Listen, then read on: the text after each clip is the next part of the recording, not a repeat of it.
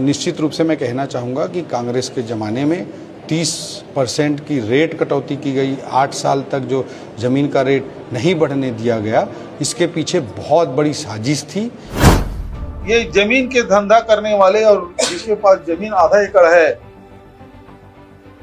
वो यदि उपयोग करना चाहे तो छत्तीसगढ़ के जितने बैंक है वो खाली हो जाएगा। इनको दारू का पैसा, इनको कोयला का पैसा, इनको महादेव सट्टा का पैसा, इनको ज़मीनों में खपाना था।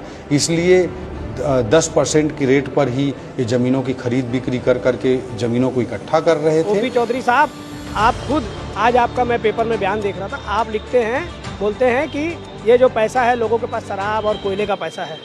एक छोटा और ये जनमानस का जो व्यक्ति है उसके पास कहाँ से शराब और कोयले का पैसा आएगा, ये हमको आप प्रमाण करिए। मतलब आज हर आदमी आपके कहे अनुसार मतलब शराब और कोयले से जुड़ा हुआ है। आज जो मध्य वर्ग के लोग हैं, जो निचले स्तर के लोग हैं, उन लोग अपना मकान भी नहीं बना पाएंगे। रोटी कपड़ा मकान के लिए तो दुनिया जीती खाती है, अपने बच्चे परिवार पालता है आदमी। संगवारियों तो हमारे छत्तीसगढ़ में बहुत बड़े क्रांति आ गई। जमीन लेके जगह जगह धरना प्रदर्शन हुआ थे, जगह जगह आदमी मन बैठा थे। बड़े बड़े आदमी से लेके छोटे छोटे तबके के आदमी मन भी जमीन लेके बैठा थे। काबर की सरकार के एक से बढ़ के एक रोज नवा नवा नियम आते जमीन लेके। आम आदमी जमीन ला कैसे ली तेकरो बार बहुत बड़े मुश्किल हो जाते।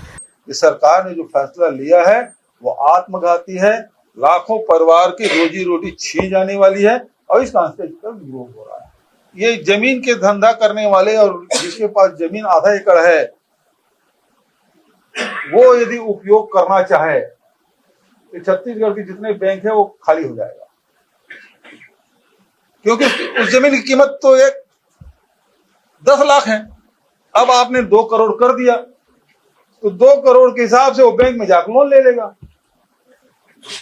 2 करोड़ रुपया है, जमीन 20 लाख का, लो भैया आप जमीन जब्त कर लो यार, 2 करोड़ तो मिल जाएगा। ऐसे सब लोग करें, यहाँ छत्तीसगढ़ पूरा बैंक खाली हो जाएगा।